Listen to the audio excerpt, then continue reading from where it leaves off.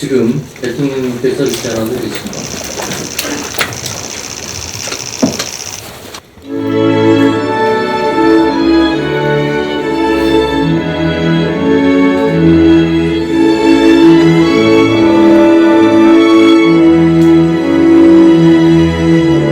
대통령님께서 개선언과 함께 모두 말씀을 하시겠습니다. 네, 제33차 국무회의를 시작하겠습니다.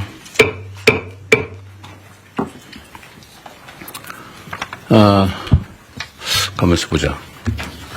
제가 모든 말씀을 드리기 전에 이번에 전임 국무위원들은 다 바뀌었고 지금 임명되지 않은 국무위원 몇 분을 뺀 새로운 국무위원들이 다 오셨는데 전에 인사말 하지 않으신 다른 분들도 좀 하고 시작할까요? 네, 그렇게 합시다. 전에 인사하지 않으신 분들부터 여기서 가면서 할까요? 네, 제 기준으로 누구부터 할까요? 전에 안 하신 분. 해양수산부 장관님부터 그럼 해주시겠습니까? 대한민국의 지속적이고 안정적인 성장이 가능할 수 있도록 열과 성을 다해서 일하겠습니다. 고맙습니다. 국가가 일하는 방식에 대해서 국민들 기대가 큰 것 같습니다. 저도 최선을 다하겠습니다. 감사합니다. 그 산업과 기업의 시작점에 있었습니다. 중기부의 모든 정책들이. 그래서 그런 정책들이 거의 모든 부처와 관계되어 있기 때문에 앞으로 자주 찾아뵙고 말씀 많이 듣고 그리고 협조 요청드리겠습니다. 잘 부탁드립니다. 바라보는 시선이 달라야 도달하는 목적지가 다르다고 생각합니다. 말고비를 확실히 잡고 우리 군의 개혁을 이끌어내겠습니다. 국방일보에 장관님 취임사를 편집을 해가지고 주요 핵심 메시지는 빼버렸다 그러던데 기강을 잘 잡으셔야 될 것 같습니다. 네, 심각합니다. 국방부 장관이 한 취임사를 편집을 해서 내란 언급은 싹 빼버렸다더라고. 네. 그리고 혹시 송 장관님은 전에 말씀하셨던가요? 안 했죠? 여기도 신임입니다, 신임. 네, 한 말씀 하시죠. 새로운 각오로. 소통과 신속과 그런 수단을 통해서 성과를 최대한 내겠습니다. 이야기를 하고 싶었는데 제가 마음에 먹고 있던 걸 총리님이 취임사에서 그대로 쓰셔서 제가 깜짝 놀랐습니다. 그래서 같은 마음으로 우리 정부의 성공을 위해서 그리고 국민들의 그 삶이 조금 나아지도록 그리고 우리 농업인들의 삶도 조금 더 나아질 수 있도록 제가 할 수 있는 최선의 역량을 발휘하겠습니다. 어업인, 축산인, 임업인도 잘 챙겨주시기 바랍니다. 네, 다 같은 마음으로 또 새롭게 잘해주시기 바랍니다. 네, 지금 민생회복 소비 쿠폰이 지급돼서 시중에서 사용되고 있는데 이게 일주일 만에 80% 국민들께서 수령을 하셨다고 합니다. 이게 비교를 해보니까 2020년에 긴급재난지원금을 지급했을 때 같은 기간에 비교했을 때 24%포인트 더 높다고 합니다. 이거는 사실 우리 국민들께서 얼마나 이 소비 쿠폰을 기다려왔나라는 것을 보여주기도 합니다. 혹여라도 지급 대상에서 누락되는 일이 없도록 소외되는 분들이 없도록 잘 챙겨주시길 바랍니다. 지방정부의 역할이 매우 중요하다는 말씀도 드립니다. 그리고 우리가 이 과정에서 하나 좀 되새겨봐야 될 것이 언제나 행정을 하는 데 있어서는 공급자인 우리 또는 공무원들의 행정 편의 이런 위주로 생각하면 안 된다는 것입니다. 이게 모두가 행복하자고 하는 일이 누군가에게 엄청난 좌절감, 소외감, 상실감을 주기도 합니다. 뭐 카드에 금액을 표현한다든지 이렇게 해서 내가 기초생활 수급자구나 라고 하는 게 드러나는 게 얼마나 고통스럽겠습니까? 그럼 배려죠. 어쨌든 그래서 이런 걸 경험 삼아서 행정은 나라의 주인인 국민을 중심으로 행정 수요자를 중심으로 사고해야 된다. 실행해야 된다는 점을 다시 한번 생각하면 좋겠습니다. 기후변화 때문이겠지만 폭우에 이어서 폭염이 심각합니다. 온열 환자가 지난해에 약 3배인 2,400명을 넘어섰다고 합니다. 폐사 가축수도 지난해 10배, 100만 마리를 넘어섰다고 합니다. 관련 부처에서 이게 국가적 비상사태다라는 각오를 가지고 가용 인력 예산, 역량을 총동원해서 피해를 최소화해 주시기 바랍니다. 취약계층 지원이나 특히 야외에서 일하는 노동자들에 대한 보호, 추가의 농가 피해 예방, 또 물가 안정을 위해서 최선을 다해 주시기를 다시 한번 당부드립니다. 그리고 제가 어제 보니까 포스코 ENC라는 회사에서 올해 들어서 5번째 산재 사망 사고가 발생했다고 합니다. 5명이 올해 돌아가셨다 그 말입니다. 일하러 갔다가. 이게 있을 수 있는 일입니까? 살자고 돈 벌자고 간 직장이 전쟁터가 된 거 아닙니까? 어떻게 동일한 사업장에서 올해만 5명이 일하다 죽을 수 있습니까? 며칠 전에도 보니까 무슨 상수도 공사하는데 맨홀을 들어갔다가 또 2명인가가 질식 사망했다고 합니다. 그 이전에 며칠 전에 또 보니까 무슨 큰 통에 그걸 수리하러 들어갔다가 또 질식 사망했다고 해요. 뭔가 폐쇄된 공간에 일을 하러 들어가면 질식 사망하는 사고가 많다는 건 국민적 상식인데 어떻게 그걸 보호장구 없이 일을 하게 합니까? 사람이 누군가를 위해서 어떤 사업자를 위해서 일을 하다 죽는 것 그에 대한 감각이 없는 건지 사람 목숨으로 여기지 않고 무슨 작업 도구로 여기는 게 아닌가 그런 생각이 들 때가 있습니다. 나와 내 가족이 귀한 것처럼 일하는 그 노동자들도 누군가의 가장이고 누군가의 가족이고 누군가의 남편이고 누군가의 아내이고 그렇습니다. 똑같은 장소에서 똑같은 사고가 발생하는 것은 똑같은 방식으로 특히 사망하는 것은 충분히 예상할 수 있는 일인데 이 예상할 수 있는 일들을 방어하지 않고 사고가 나는 것은 결국 죽음을 용인하는 거죠. 아주 심하게 얘기하면 법률적 용어로 미필적 고의에 의한 살인 아닙니까? 죽어도 할 수 없다.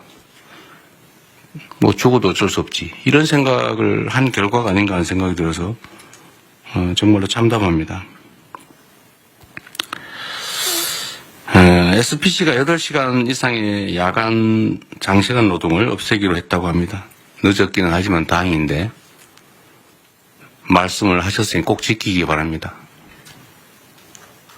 전에도 1,000억을 들여서 동일사고 발생하지 않게 조치하겠다고 했는데 그걸 과연 했는지 제가 확인해 보라고 했지만 이번에는 신속하게 꼭 지켜주시기를 부탁드립니다.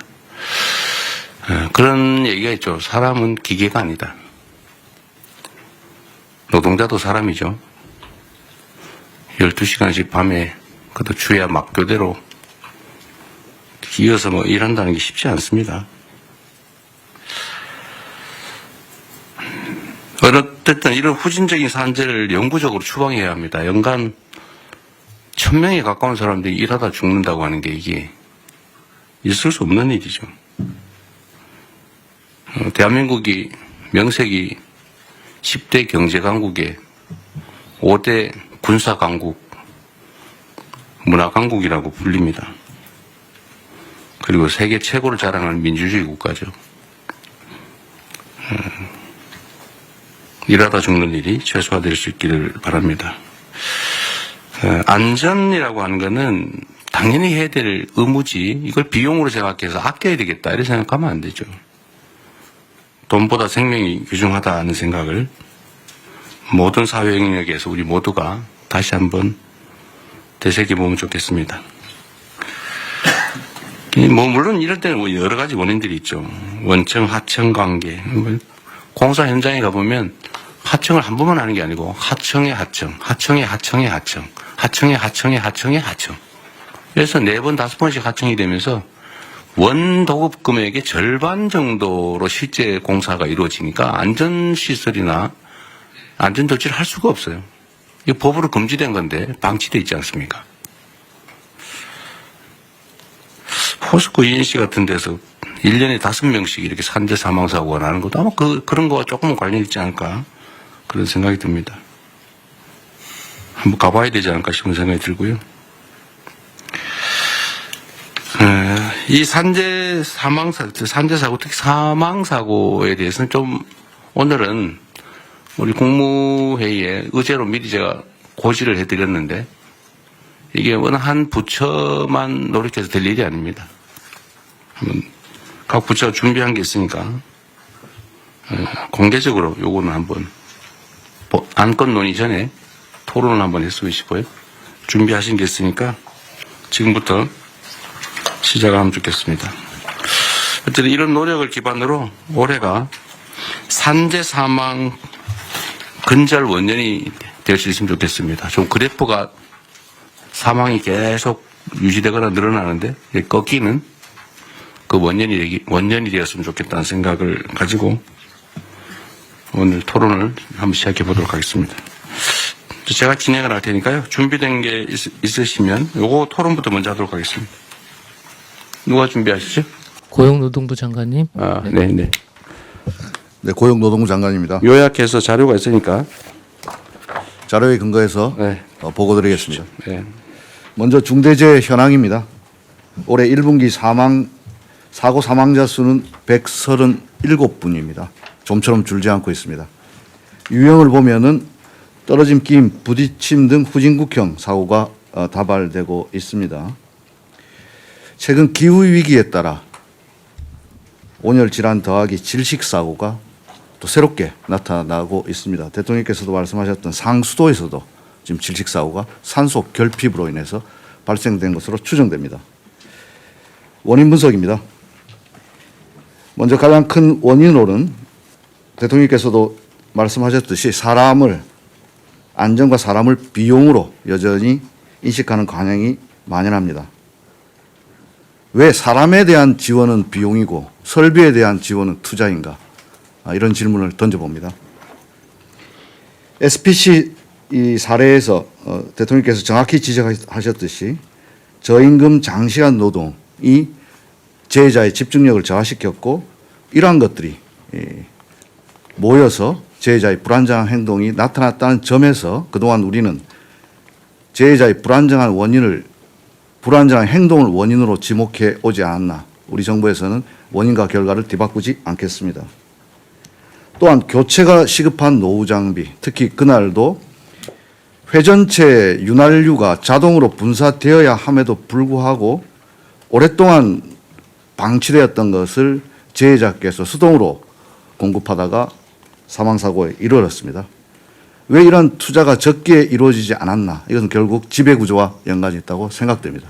권한과 책임에 분산되어 있었기 때문에 현상 사장은 어찌 보면 흔히 하는 말로 권한 없는 사장이 아니었나 하는 생각이 듭니다. 두 번째로는 재해가 발생해도 기업의 실질적인 손실이 크지 않는, 즉 재해 발생을 비용으로 환치했을 때도 기업 차원에서는 크지 않다는 인식이 팽배한 게 아닌가 생각됩니다. 중대재해처벌법이 도입되어서 경각심은 제고되었지만 현장에서는 오히려 최고위 경영 책임자는 회피하려는 법률 컨설팅에 의존하고 실질적인 감소책이 나타나는 것은 줄어들지 않는 이유는 거기에 있지 않나 생각됩니다. 또한 이 중대재해처벌법 수사 판결이 상당 시간 소요되기 때문에 또 솜방망이 처벌이라는 것도 있고 또 한편 기업에서는 불확실성이 길어짐으로써 불만도 있는 것도 사실입니다. 일각에서는 중대재해처벌법이 대형 로펌만 좋아졌다는 자주 섞인 이야기도 있습니다. 이런 차원에서 중대재해처벌법의 실효성 강화 방법 필요하다고 생각됩니다. 세 번째로 지시와 개통의 불확실성이 야기하는 기업의 경영 방식입니다. 개통은 단순화돼야 되고 지시는 정확해야 됩니다. 그래야만 안전이 확보되는데 이러한 지배구조의 다단계 구조 속에서 개통은 복잡해졌고 지시의 책임자는 불분명해졌습니다. 이런 문제 근본적으로 발본색원하겠습니다. 마지막 지난 정부에서 대책이나 집행과정이 전면적으로 재검토가 필요하다고 생각됩니다. 사람의 안전 생명보다는 오히려 경영 여건을 우선시하는 경향이 있었지 않았나 생각됩니다. 향후 대책입니다. 이재명 정부에서는 근본적으로 중대재해에 대한 대책의 정부의 근본적인 패러다임을 전환하고자 합니다. 이를 위해서는 그동안 기업에 대한 책임 의무를 강화하는 것과 함께 실제 당사자인 노동자들이 보호의 객체가 아니라 자신들이 나서서 예방을 하는 주체로 만들기 위한 인식 전환과 제도 개선이 시급합니다. 아무리 정부에서 행정력을 동원해서 지도 감독한다 하더라도 사후적인 처벌로 될 가능성이 높기 때문에 예방하기 위해서는 당의 당사자가 가장 잘 압니다. 이것이 바로 일터 민주주의입니다. K민주주의의 완성은 일터 민주주의에서 확보된다고 생각합니다. 따라서 사고 예방에 가장 최전선에 있는 노동자들이 알 권리, 참여할 권리, 피할 권리를 보장함으로써 사전에 이들이 위험 요소를 알고 그러면 개선할 것들을 노사가 함께 논의할 수 있는 참여의 권리를 보장하고 그럼에도 불구하고 발생되는 불의의 사고에 대해서는 피할 권리를 보장하겠습니다. 다음입니다. 안전을 비용으로 생각하지 않도록 충분한 안전재원이 확보될 수 있는 제도적 장치가 시급합니다.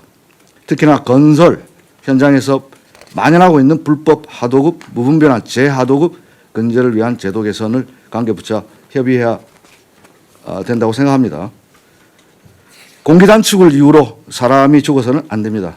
표준도급계약서 개정하겠습니다. 건설업에서 산업안전보건관리비 계상 의무도 원청해 주겠습니다. 제가 지난주 남양주 건설 현장 갔을 때 안전난간 지적했는데 이런 것들이 원청 발주자에서 처음에 포함이 안 돼 있었습니다. 원청으로부터 지급받아서 모두 설치 완료됐다고 보고받았습니다. 다음입니다. 사망사고 발생 시 실질적인 제재가 가능한 방식을 고민하겠습니다. 형사적 처벌과 함께 징벌적 손해배상 등 경제적 제재 그리고 공공 입찰의 참가를 제한하거나 영업정지 등 병행 검토하고요. 아까 말씀드렸던 복잡한 지배구조 거버넌스에 대해서 실질적 책임 있는 자, 권한 있는 자에게 책임을 묻도록 하겠습니다. 자료에는 나와 있지 않지만 싱가포르 사례 WHS라고 하는 범정부적 싱가포르도 2005년 당시만 하더라도 저희들과 같은 상당히 높은 산업재해 나라였습니다. 하지만 지금 세계적으로 가장 안전한 나라가 되고 있는데요. 거기에서는 이러한 노동자들의 권리 보장과 함께 실질적 책임자에 대한 처벌 더하기 실질적인 제재, 예를 들자면 벌점을 많이 받았을 때는 이주 노동자의 취업을 제한한다든지 이러한 조치들을 통해서 지금 현재 전 세계적인 안전한 나라가 되고 있습니다. 싱가포르 사례 적극 참조해서 제도 개선에 나서겠습니다. 무분별한 위험의 외주화 제한할 수 있도록 원청 책임을 강화하겠습니다. 적격 수급인이라고 하는 선정 기준을 강화해서 적격자가 아닌 자가 수급받을 수 없도록 하겠습니다. 특히 공공부문부터 위험작업 재하독을 금지하고 불가피하게 할 때는 반드시 승인을 실시하도록 신설을 하겠습니다. 마지막으로 대통령께서 지시하신 산업안전감독관 증언 지방자치단체와 협업을 잘 진행하되 단순한 숫자 증가만 그치지 않고 이들에게 실질적 권한과 함께 책임을 뒤에 병기시킴으로써 실질적인 산업안전 지도가 될 수 있도록 하겠습니다. 예컨대 근로감독관들이 지금 많이 있지만 집단적 노사관계 업무까지 하고 있습니다. 노동조합 동향 보고 이런 불필요한 업무 확 줄이고 여기에 집중할 수 있도록 일하는 방식도 바꾸겠습니다. 대통령께서 SPC에서 특공대가 되어야 된다고 지시하셨는데 특공대 만들어서 예를 들어서 실무 경력을 가진 퇴직자와 신규자를 2인 1조로 해서 이른바 노동안전 투캅스 만들어서 계속 페트롤카를 돌리고 불시에 점검할 수 있도록 하겠습니다. 이상과 같이 대책을 보고 드리고 관계 부처와의 내용은 자료 참조해 주시면 되겠습니다. 이상입니다. 네, 요즘 노동자 출신이 노동부 장관이 되셨으니 옆에 중소기업부 장관은 중소기업을 잘 챙기시고 네. 산업부 장관은 기업들을 잘 챙기시고 자 그런 방향으로 갑시다. 그래서 가는데 일단은 각 부처가 준비한 거 얘기하기 전에 꼭 준비 안 했던 부처라도 말씀을 하셔도 됩니다. 자중간에 이게 옛날에 제가 어릴 때 올리버 트위스트라는 소설책을 본 일이 있는데 그 어릴 때는 몰랐는데 나이가 들어서 알고 보니까 그게 소년 노동의 잔혹함을 풍자한 책이었어요. 그 노동법이 생겨난 이유가 이러다가 노동자들이 다 전멸을 해가지고 일 시킬 사람이 없어지니까 우리 밤에는 여성들 아이들은 노동시키지 말자. 또는 뭐 13살 이하는 쓰지 말자. 키우자. 그렇게 해서 노동법이 생겨났다고 하잖아요. 예, 공장법의 시초입니다. 네. 하여튼 그 노동법들이 현장에서는 잘 안 지켜지는데 특히 산업안전에 관한 기준들을 다 법에 정해져 놨잖아요. 그죠? 네. 추락 방지 시설이니 뭐니 뭐 온갖 뭐 예를 들면 폐쇄 공간에 들어갈 때는 뭐 호흡을 다 해야 된다 뭐 온갖 게 다 있는데 그거 다 안 지켜서 다 나는 사고들이죠. 거의 대부분이. 거의 대부분이 그렇습니다. 예. 그거 안 지킨 이유는 돈 드니까. 예, 비용입니다. 비용 드니까. 예, 원청에서 안 주니까. 근데 이게 아주 단순한데 그 비용을 아끼는 게 이익이니까 계속 아끼겠죠. 근데 만약에 이걸 아꼈는데 보험 원리상 비용이 나중에 지출해야 되는 대가가 이것보다 훨씬 더 크더라라고 하면 절대 이러지 않을 거예요. 그죠? 그렇습니다. 그건 뭐냐면 결국은 제재나 대가가 너무 약한 거죠. 그러니까 차라리 사람이 죽는 위험을 감수하는 게 이익인 사회인 거죠. 그래서 이게 핵심적인 원인인 것 같으니까 아까 말씀하신 것처럼 근로감독관 300명 빨리 구성하라는데 몇 명 했어요? 지금 300명 이미 구성되어 있습니다. 구성됐어요? 네, 150 산업안전공단 단속은 나가고 있어요? 매주 나갑니다. 매주? 매일 나가야지 왜 매주 나갑니까? 아, 저는 매주 나갑니다. 본인은 매주 나가시고요. 어쨌든 불시 단속은 계속 하고 있는 거죠? 그렇습니다. 언제 저도 한번 같이 가면 좋겠어요. 고맙습니다. 네. 어쨌든 사람 목숨을 지키는 특공대다 이렇게 생각하고 네, 정말로 철저하게 단속해야 됩니다. 직을 걸겠습니다. 네, 진짜로. 이번에 이거 해가 상당 기간 지나도 산재가 안 줄어들면 진짜 직을 거십시오. 그렇게 하겠습니다. 보호의 객체에서 예방 주체로 이거 아주 재밌는 아이디어 같습니다. 그러려면 사실은 노동자들의 단결된 역량이 되게 중요한데 그죠? 네, 노동조합도 조직 방해나 이런 것들은 요새 별로 없는 것 같긴 하던데. 하여튼 아직까지는 그런. 노동자들이 혼자 이런 문제를 해결하기는 어렵기 때문에 같은 입장에 있는 노동자들끼리 연합할 수 있게 단결할 수 있게 하는 게 중요한 과제인 것 같습니다. 노동자들의 조직률은 좀 올라가고 있나요? 지금 현재 12% 어간에서 정체되어 있는. 한 10년 만에 1% 올랐군요. 네, 그렇습니다. 그래서 오른 게 어디인가 싶긴 하네요. 이게 제일 핵심은 그거 같습니다. 실질적 제재. 그러니까 이게 안전 조치를 안 하고 사고가 나면은 안전 조치를 안 함으로써 생기는 이익 비용 절감보다 훨씬 더 큰 지출이 있다. 네. 라는 걸 확실하게 제도화하면 네. 사고 안 나게 미리 열심히 하겠죠. 네. 그래서 결국 그게 문명 국가일 것 같아요. 맞습니다. 이 중대재해처벌법 말씀 잠깐 드리면 중대재해처벌법에 우리가 처음에 아이디어를 얻었던 것이 영국에 제정됐던 기업살인법이라 해서 법인에 대한 제재를 그러긴 한데 이게 저는 재계에서 중대재해처벌법 이거 자꾸 문제 제기하던데요. 네. 사실은 저는 이게 그렇게 실효적인가 하는 의문이 있긴 해요. 네네. 대부분 집행유예 정도로 끝나는 데다가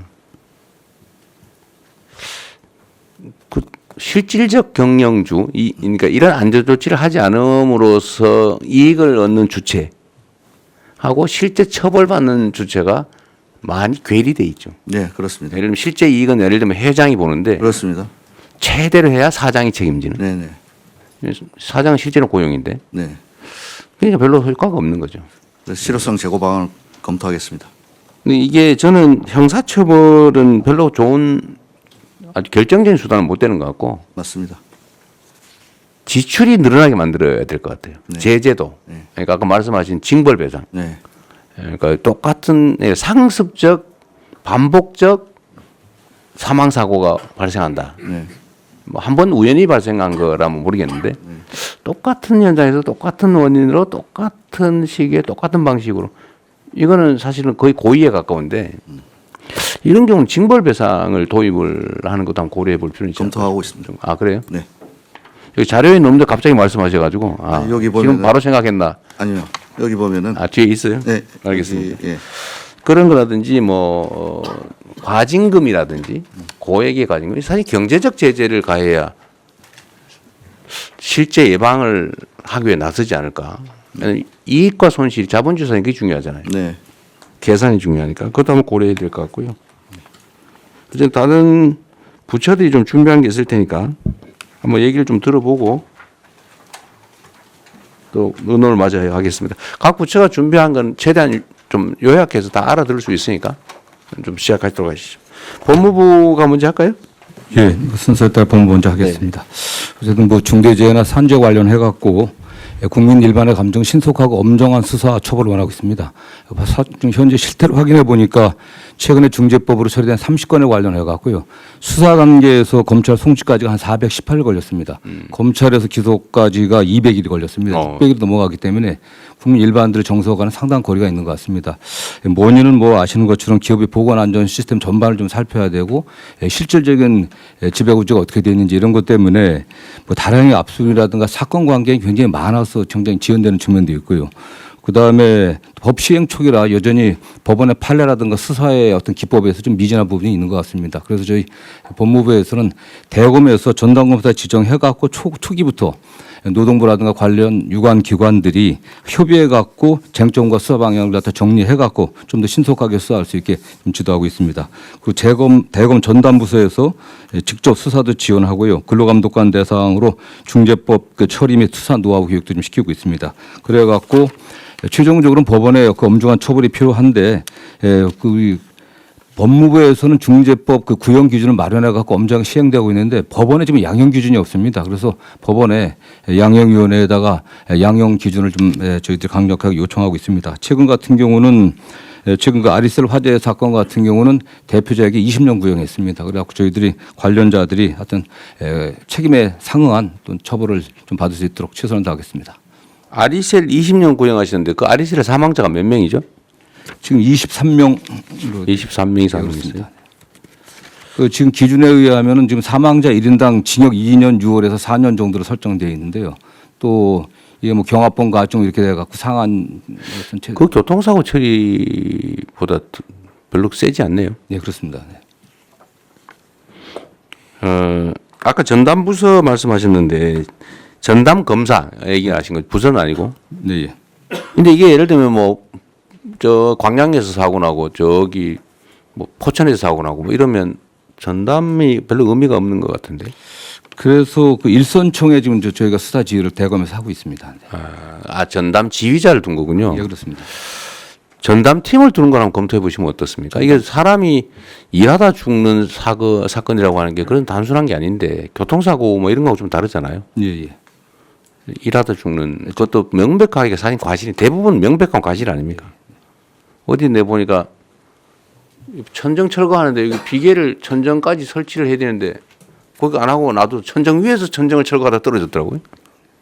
그 당연히 떨어질 위험성이 높잖아, 그죠? 네. 전담 이따 행안부 어떨지 모르겠는데 행안부 혹시 발표 있나요? 발표는 없고 있다. 아까 말씀하시. 이거 저기 하루에도 10명씩 지금 사망하는 거 아닙니까? 그렇죠. 네. 이거 전담 팀을 하나 두는 거 어떨까요? 아니면 지휘팀이라도 지금 수사는 원칙적으로는 경찰이 하는 거잖아요, 그죠? 예. 그 검찰은 이제 송치된 사건에 대한 처리인데 물론 그전 요즘 지휘도 안 하죠. 지휘도 안 되고요. 다만 구속영장이나 뭐 압수 강제 수사. 방향이라든가 차후 그 공소 제기를 위해서 경찰은 인력이 좀 있는 편이니까. 네, 그렇습니다. 이따가 그 얘기 한번 해봐 주세요. 네. 이거 산재 사망 사고는 아예 전담 팀을 부서를 하나 두든지 해가지고 네. 일률적으로 좀 모아서 하는 거. 이것도 사실 노하우가 필요하잖아요. 네, 산업안전법. 1차적으로 경찰이 그 수사를 해야 이것도 약간 전문성이 필요한데 아까 이 발표에도 있던데 그죠? 네, 그렇습니다. 이게 지금 수사 노하우가 필요하다. 이거는 산업안전법을 숙지를 해야 되는데 예, 예. 뭐 이 경찰이 했다, 저 경찰이 했다가 막 이 검사가 했다, 저 검사가 했다 하면 그 공부하느라고 시간이 많이 걸릴 것 같은데 아예 전담 전문 역량을 가진 사람 팀을 짜가지고 네. 아예 교육을 좀 시킨 다음에 팀 네. 그걸 연구 한번 해보시죠. 예, 팀을 그렇게 구성하는 하겠습니다.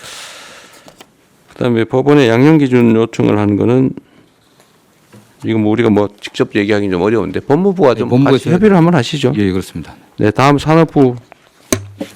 예, 산업보고 드리겠습니다.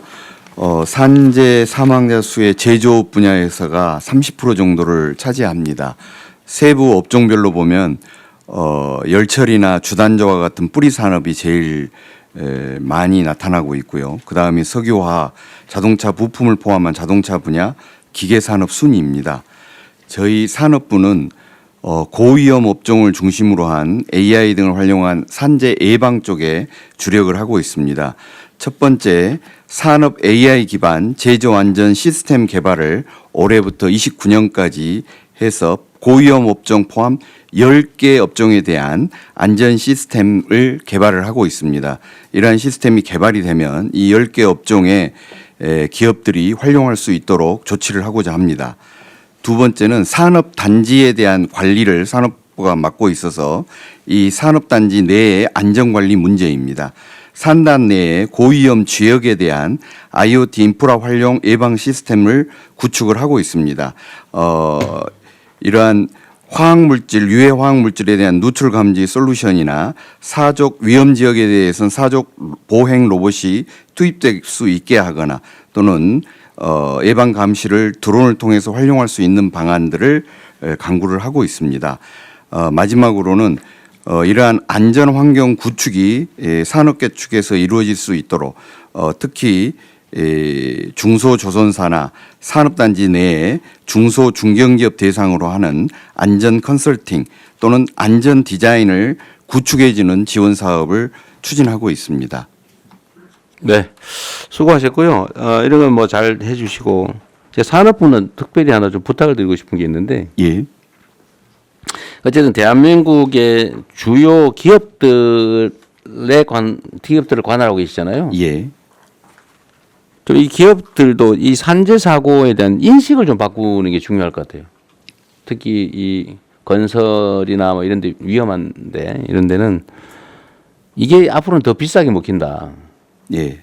이거 엉터리 걸려면 더 많은 지출을 하게 된다는 사실들 충분히 숙지하게 하고 또 한 가지는 이게 노동 생산성하고 관계가 있는데 물론 뭐 그분들이 더 전문이긴 하겠지만 이렇게 열악한 환경에서 일을 막 강제로 시켜서 사고가 날 상황, 빈발할 상황이 되면 자발성이 떨어지잖아요. 사실 충성도가 떨어져서 그게 생산성이 크게 도움이 안 될 것 같은데 좀 그런 연구들은 좀 하고 있나 모르겠어요. 그러니까 좀 근로자들이 신나서 내 직장이야 우리 라는 생각을 가지고 일하는 경우하고 막 열악한 환경에서 뭐 옆에서 막 노동자들이 죽어가는 걸 보고 막 이러면서 일하는 거하고 생산성에 영향이 꽤 있을 것 같은데 예. 이런 것도 한번 연구를 한번 하든지 해가지고 자발적으로 좀 줄이기 위한 노력을 좀 하게 만드는 게 더 중요하지 않을까 싶네요. 그런 측면에서 연구를 해본 기억이 없는데 네. 말씀처럼 좀 저는 영향이 있을 것 같아요. 그리고 또 한 가지는 이런 거 산업재해에 대한 단속 강화나 이런 얘기를 하면 기업 측이 되게 섭섭하게 생각하는 경향이 있을 것 같은데 예. 어쨌든 이 정부는 이런 걸 철저하게 관리는 하되 기업 활동에 지장이 없거나 좀 더 원활한 기업 활동이 가능하도 뭐 규제 완화 합리화든지 아니면 기업 활동에 대한 지원이든지 뭐 이런 건 정말 열심히 할 테니까요. 예. 이제는 노동자들을 막 쥐어 짜가지고 돈을 버는 게 아니고 기술 개발하든지 시장 개척하든지 새로운 사업 아이템을 발굴하든지 이런 데 정부가 지원을 할 테니 좀 그런 데 주력해 주면 좋겠다. 이렇게 좀 해주면 좋겠어요. 예. 인식적으로 할 수 있는 방안을 강구하겠습니다. 총리 뭐 하실 말씀 있으세요? 마이크 켜고 하십시오. 안전사고가 동일 업종 내에서 안전사고가 많이 나는 업장과 그렇지 않은 업장의 혹시 생산성이 어떠한가를 비교한 거는 체크가 금방 가능할 것 같으니까 예, 연구소 국제연구소하고 같이 좀 바로 네, 네, 그리 대통령- 조치하겠습니다. 대통령님 금방 네. 말씀 주신 것과 관련해서 국제연구에서는 약 2점에서 2.4배 정도 오히려 노동 생산성이 올라간다는 비교가 있으니까 한번 해볼게요. 뭐가요? 어떻게 하면? 안전에 대한 투자가 갔을 때 노동 생산성이 올라간다는 이미 그런 자료가 있어요. 있습니다. 예. 근데 괜히 쓸데없는 소리 했네. 네. 국내에는 없는데 국제적인 기준으로 있습니다. 그런 거라도 어쨌든 공유라도 하면 좋겠네요. 네. 예, 그렇게 하겠습니다. 대통령 사소한 거 한 말씀. 말씀하십시오. 이 법 이름이 중대재해처벌법이잖아요. 예. 제목은 너무 세고 내용은 별로고. 처벌은 솜방망이고 그렇습니다. 그리고 처벌 자체가 목적이 아니어서 중대재해를 예방하자는 게 목적인데 제목이 처벌법이니까 그 기업의 반감이 회장들이 있군요. 그 제목에 대한 반감이 꽤 큽니다. 그래서 저는 중대재해 예방법으로 제목은 바꾸고 그 내용적으로 그 예방을 강화하고 예방을 못한 것에 대한 처벌 규정을 세게 하고 이렇게 전체 체계를 좀 바꾸면 어떨까? 사실은 산업안전보건법이 예방법이죠. 예. 근데 이제 그걸 통합하기는 좀 어려운데. 네, 대통령님 제가 좀 말씀드리면 말씀하신 것과 같이 네. 우리 부 소관은 산업안전보건법이고 중대재해처벌법은 형법이라서 그 법무부 소관입니다. 물론 그렇죠. 네, 근데 그렇다 보니까 명칭이 좀 그런 것입니다. 취지는 사실은 맞는 지적인 것 같아요.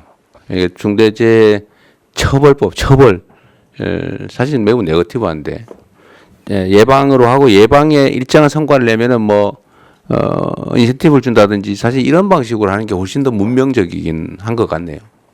그건 노동부에서 한번 연구를 한번 해보십시오. 예, 그렇게 이게 하겠습니다. 실제로는 억압해가지고 효과가 크지 않거든요. 네. 예. 다음 국토부 하시죠. 국토부가 이게 관련 분야가 많아가지고. 네. 네. 저희가 드린 자료는 국토부의 일반적인 내용이고 사실은 저희가 논의하고 있는 법률과 관련해서 이 자료를 못 올렸습니다. 저기 통령님께서 네네. 네. 알겠습니다. 네. 저희 그 보고 자료를 보시면 이제 건설 분야나 도로 분야, 철도, 항공, 교통, 물류 분야에 대한 일반적인 사고와 국토부의 이제 나름대로 대처 방안을 이제 설명드린 내용인데 저희가 사실 그 앞서 말씀드린 논의의 핵심 부분을 강화하기 위해서 그 현재 법령적인 작업을 국회하고 같이 좀 협의해서 준비하고 있습니다. 그 자료를 지금 여기 실질 못해서 제가 구두로 대통령님께 드린 자료의 핵심을 말씀드리면 이제 건설안전특별법이 지금 지난 21대 김교웅 의원하고 22대 이번에 그 문진석 의원이 발의를 해서 지금 진행 중인 법안인데요. 이게 핵심이 이제 건설 산업 구조를 보게 되면 발주청이 이제 원청이 이제 말씀하신 대로 시공사를 이제 중심으로 해서 도급 비용이 그동안 이제 가산이 됐습니다. 그러다 보니까 이게 설계하고 감리에 대한 책임이 굉장히 약했습니다. 그래서 건설안전특별법의 1차 부분은 이제 그 발주청인 원청에 대한 이제 책임 그 처벌 부분과 관련해서 이 시공에 대한 이제 공사비 책정에 이제 공기 적정성을 원래 보장을 하지만 설계 쪽하고 감리 쪽에도 그와 관련된 이제 적정성을 보장을 하는 거를 하고, 그리고 이제 더 중요한 건 이제 이런 이제 앞서 말했던 그 실제로 사람을 처벌하는 부분에 대한 부분들이 건설회사 같은 경우는 뭐 대리로 뭐 예를 들어 처벌받는 경우라든지 여러 가지 문제가 있어서 실효성에 문제가 있어서 네. 비용적인 거로 이제 저희가 생각하고 있는 거는 법안에 나오지만 매출액 대비 지금 3% 정도의 이제 그 과징금을 이제 일종의 그 하는 방안을 생각하고 있습니다. 그래서 이게 그렇게 될 경우 지금 이제 보통은 영업이익 대비 한 3에서 4% 수준인데 매출액 대비 3%가 나오고 지금 건설업계에서 굉장히 거기 반발하는 경향이 있지만 그 만약에 실효성은 굉장히 강하게 작동할 수 있다고 저희는 보고 있고요. 그리고 이게 특히 이제 발주청 이후에 그 원청인 시공사도 그 안전 규정에 대한 강화를 해서 뭐 앞서 말했던 안전과 관련된 펜스라든지 이런 거를 설치를 하지 않아서 하도급이 이제 회사가 뭐 두 번째, 세 번째 하도급이 사고 나더라도 그 부분에 대해서 그 이제 시공사에 대한 책임을 묻는 식으로 법적인 거를 전부 다 처리를 하려고 하고 있습니다. 근데 이렇게 했을 때 제일 이제 문제가 될 수 있는 건 이제 발주청의 비용 부담 문제가, 발주청이라면 저희 공공 분야 뭐 이렇게도 대표되겠는데 공공이 예를 들어서 그 이 비용을 확보하는 게 저희 국가재정법에 따라서 기재부하고 또 협의해서 확보되는 그런 측면이 있어서 사실은 공공 분야에서 어떤 발주에서 예산 부분에 대한 일정 조정이 또 있어야 되고, 나머지 이제 민간에서도 그에 대한 이제 그 인식이나 의식이 이제 마지막 사업까지도 다 책임진다는 그런 거로 전환돼야 되지 않을까. 그리고 장점은 가장 큰 부분은 우리나라 건설 산업의 후진성에서 전환될 수 있는 계기가 된다 보고 있습니다. 즉 무슨 말이냐면 이게 산업이 이제 안전을 강조하지만 선진화가 될 수 있는 부분이 우리나라 건설 산업 최대 약점이 이제 그 감리나 설계 부분이 이제 창의적이거나 아니면 안전성을 답보해내지 못하는 부분인데, 이 부분을 제 생각으로는 만약에 이런 안전 규정을 하면 부수적 효과로 건설 그 산업에 있어서 설계나 감리 쪽에 강화 효과가 나타나면 그쪽이 네. 제대로 임금을 받게 된다고 보고 있습니다. 네. 네. 네, 어쨌든 이런 새로운 안도 좋고, 그러니까 건설 안전에 관한 법을 새롭게 만들어서 제재와 책임을 강화하자 그 말이잖아요. 네네. 네. 그것도 중요하고, 여기 준비된 내용을 보면 여하튼 건설 분야의 추락 사고가 지금 제일 많지 않습니까? 근데 건설 현장의 추락 사고는 산업안전보건법이 정한 기준에 의한 안전시설이나 조치를 안 해서 거의 대부분 발생하죠. 그렇습니다. 네. 그러니까 이거를 사전에 사고 난 다음에 처벌도 중요한데, 그걸 안 지키는 평소에 미준수 행위에 대해서 제재를 세게 해가지고 필요한 안전조치를 당연히 해야. 이게 생산성 향상에 2.6배에 도움이 된다고요? 2.4배 뭐 하여튼 유럽 보고는 그렇습니다. 그래. 어쨌든 그 추락 사고 예방 대책을 철저하게 준수하는 거하고 지하 안전 강화 이것도 있네요. 국토부 네. 관련 많아요. 네, 제가 그 부분 또 그러면 짧게 보고. 아니 됐습니다. 네, 네.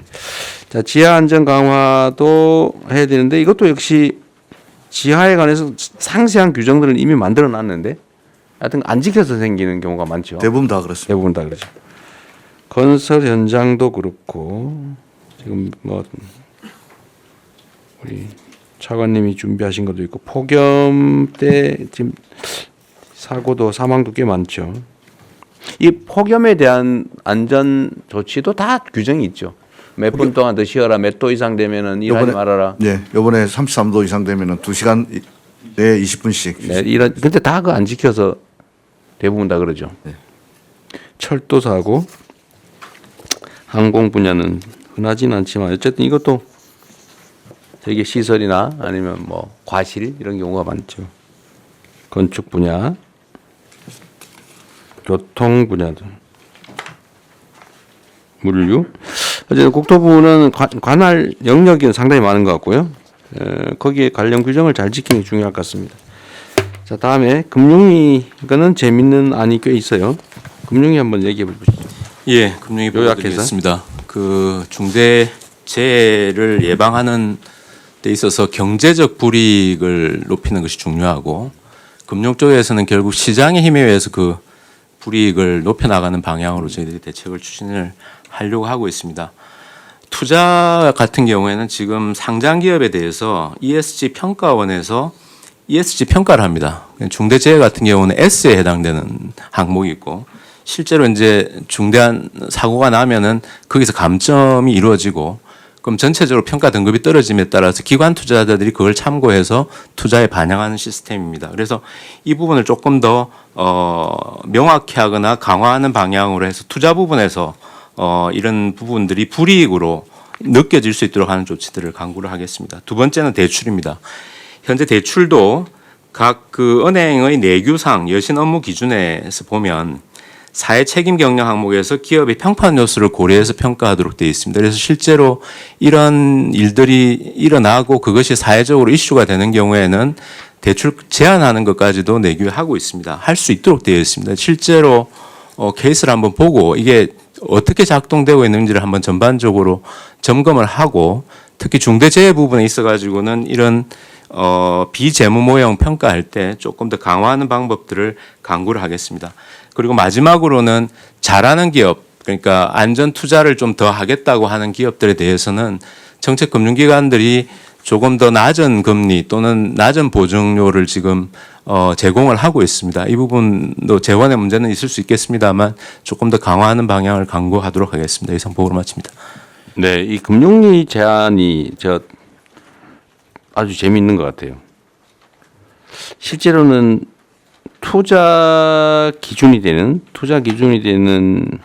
여러 가지 항목 중에 지금 요즘 ESG 평가 결과가 되게 영향을 크게 미치잖아요, 그죠? 대형 펀드나 이런 데는 이걸 되게 중시하는 경향이 있는데, 그렇습니다. 특히 글로벌 펀드들은 그런 것 같은데, 이 평가에 이걸 반영을 좀 세게 하자 그 말이죠. 예, 조금 더 요 중대재해 부분이 조금 더 강화될 수 있는 방향으로. 네, 그 사고를 말을 들면 뭐 뻔한 산재 사망 사고가 막 반복적으로 상습적으로 발생한다. 그러면 아예 그냥 그걸 여러 차례 공시를 해가지고 예. 투자를 안 하게 되면 주가가 폭락하게.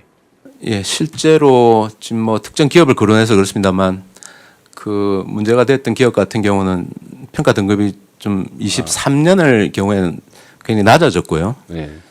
실제로 주가가 여러 가지 요인을 봐야 되겠습니다만 처음 사고 난 대비로 주가가 많이 빠져 있습니다. 그 종합 주가 지수는 전반적으로 올라가 있는 상황이라서 그래서 그런 요인들도 좀 작용한 거 아닌가 저희들은 그렇게 생각하고 그냥 있습니다. 자연스러운 현상보다는 어쨌든 ESG 평가를 강화해 가지고 예. 어쨌든 이 아주 정말 원시적인 거잖아요. 규정을 안 지켜서 산재 사망 사고가 상습 발생한다고 하는 거는 대출은 당장 우리가 어떤 조치를 할 수 있는 부분 같은데 이거는 실제 실행 계획을 좀 만들어서 대출 제한이나 뭐 이런 걸 좀 해야 될 거 아니에요. 한번 현황을 한번 보겠습니다. 네. 실제 어떻게 작동하고 있는지 한번 보고 대책을 강구하겠습니다. 기준을 좀 만들어서 대출과 투자에 불이익이 있는 게 상장 회사들은 상당히 큰 타격이 있을 거 아니에요.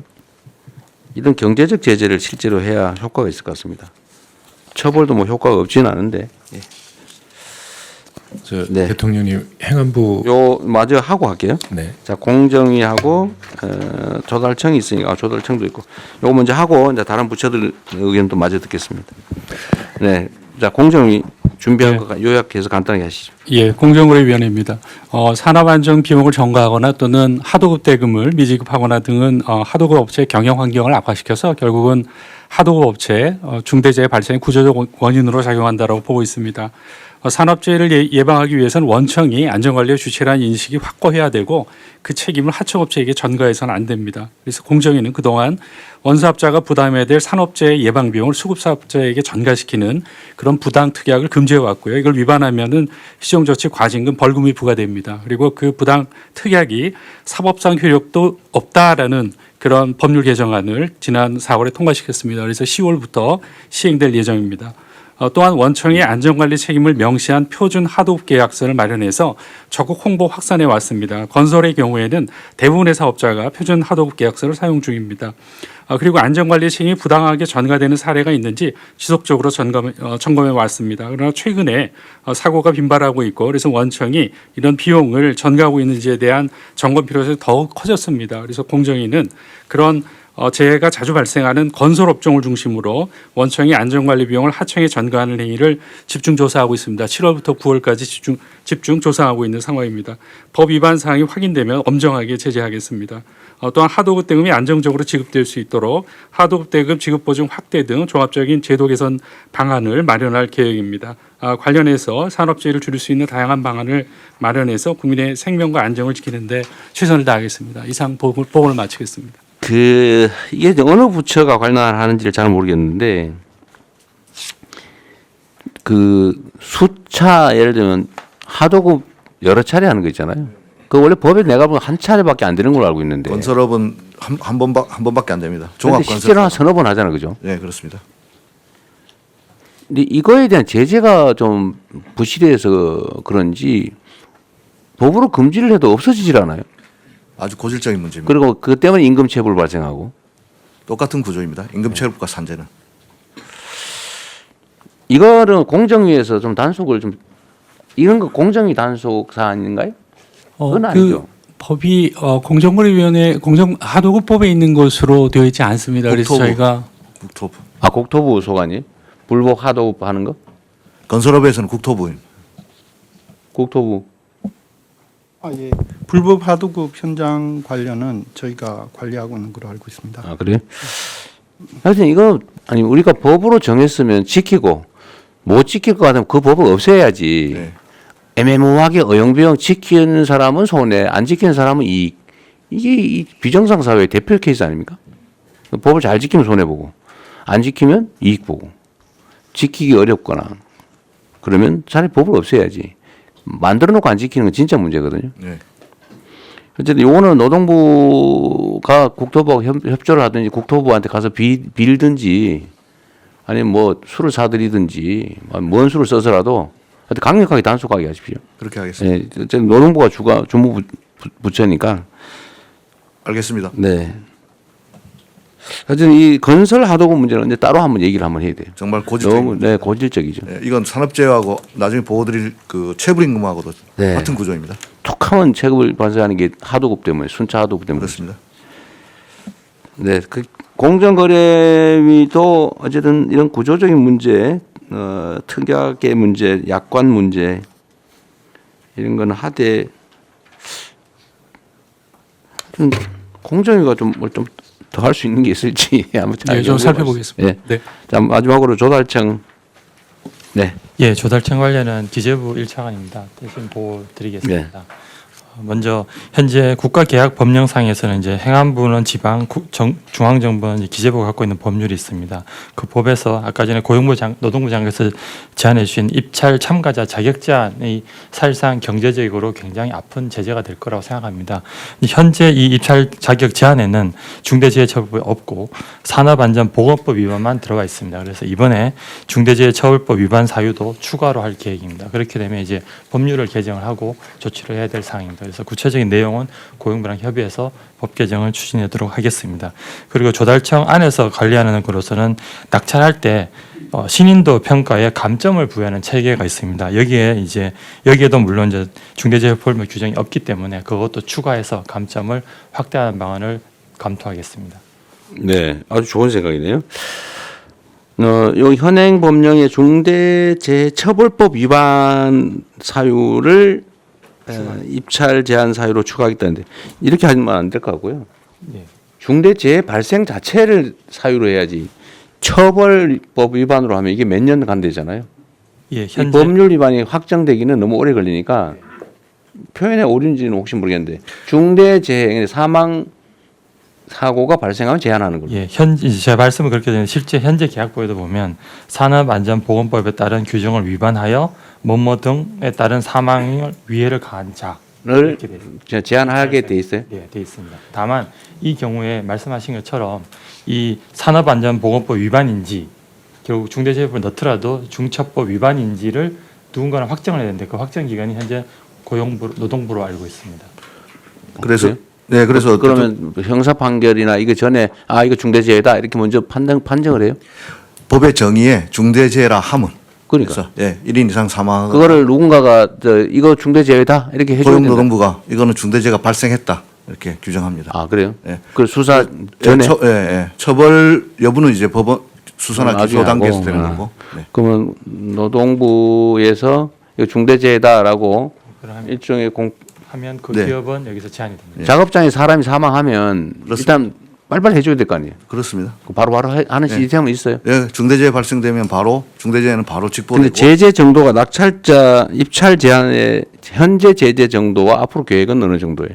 현재 법에서 2년으로 하고 그거를 대통령으로 위임을 해놨습니다. 그래서 그런데 사고에 따라 대통령은 1년 반, 2년으로 이제 중대성에 따라서 규정을 하고 있습니다. 입찰 제한을 한 번 사고 나면 얼마, 두 번째 사고 나면 몇 년, 세 번째 사고 나면 이런 식으로 하는 그런 방법도 검토를 해보고 중복하면 더 제재를 강화하는 거예요. 예, 현재는 사망자 수에 따라서 사망자 수 네. 조금 그 부분도 예, 대통령께서 반복성에 따라서 좀 추가하는 걸 그것도 같이 검토하시죠. 예. 네네. 그런데 이게 조달 사업은 지금 조달 사업이라고 하면 그러면 공사, 물품 구매, 시설, 예, 용역 다. 예, 그런 걸 다 포함하고 있습니다. 네, 이거 사망과- 관리를 좀 잘하면.